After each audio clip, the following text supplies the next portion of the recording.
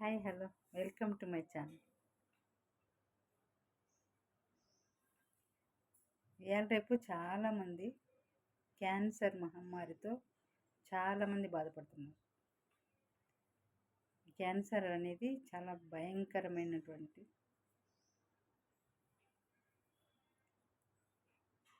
జబ్బు. ఆ క్యాన్సర్ బారి నుంచి మనం తప్పించుకోవాలంటే సులభం. అది ఎట్లా అంటే క్యాన్సర్ రెండు రకాలుగా మనకు అటాక్ అవుతుంది. ఒకటి జన్యుపరంగా అంటే జెనెటిక్, అంటే వంశపారంపర్యంగా, హెరిడిటీ. తర్వాత ఎన్విరాన్మెంట్, లైఫ్ స్టైల్, మనం తినే ఆహారం,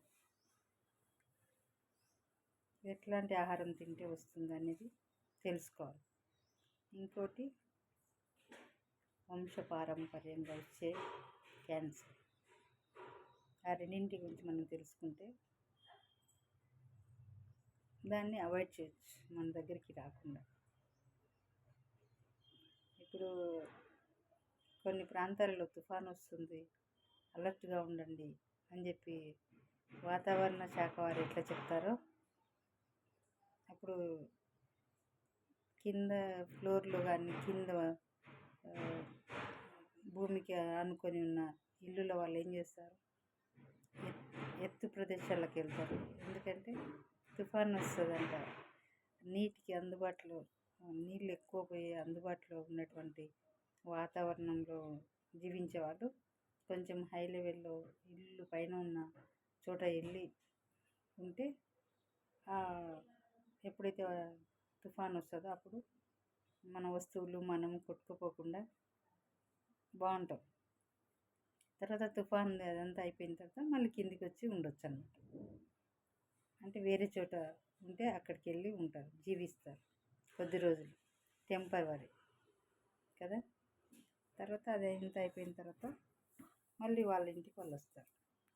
ఇంకా మొత్తానికి అన్నీ కొట్టుకొని పోతే తర్వాత ఆ ఇల్లు కూడా కొట్టుకొని పోయి శిథిలం అయిపోతే మళ్ళీ అవి కట్టుకొని మళ్ళీ దాంట్లో జీవించవచ్చు. ప్లేస్ వాళ్ళదే ఉంటుంది కాబట్టి. అట్లా మనం కూడా రెండు రకాలుగా వస్తుంది క్యాన్సర్ అనేది. అంటే క్యాన్సర్ అనేది ఒక వైరస్తో వచ్చేది కాదు, ఒక కణం, మన బాడీలో కణాలు ఉంటాయి కదా, ఆ కణం డెవలప్ అవుతుంది, అంతే, ఇంక్రీజ్ అవుతుంది. అదే ఇంకా స్ప్రెడ్ అయిపోతుంటుంది బాడీలో. అది ముందు తెలుసుకోవాలి మనం, అసలు క్యాన్సర్ అంటే ఏంటి అనేది ముందు తెలుసుకోవాలి. క్యాన్సర్ అనేది బాడీలో ఒక కణం ఉంటుంది, అది డెవలప్ అవుతుంది, అంటే ఇంక్రీజ్ అవుతూ ఉంటుంది. అది ఒక్కటి తెలుసుకొని ఫస్ట్ మనం తెలుసుకోవాలి ఏంటి అనేది. అది దాని గురించి తెలుసుకుంటే మనకు చాలా మైండ్ ఫ్రెష్ అవుతుంది, అపోహ అనేది తీరిపోతుంది. డౌట్, అపోహ ఇది ఎలా వస్తుందని తెలుసుకోవడమే ముందు మనకు మన ఉద్దేశం.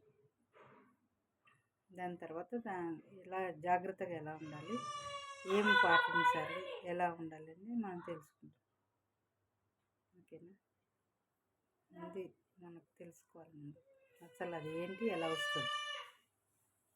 చెప్పాను కదా, ఒకటి హెరిడిటీ, ఒకటి అదే వంశపారంపర్యంగా, ఇంకోటి మనం నివసించే ఎన్విరాన్మెంట్, తర్వాత లైఫ్ స్టైల్. ఈ రెండు మనం తెలుసుకోవాలి.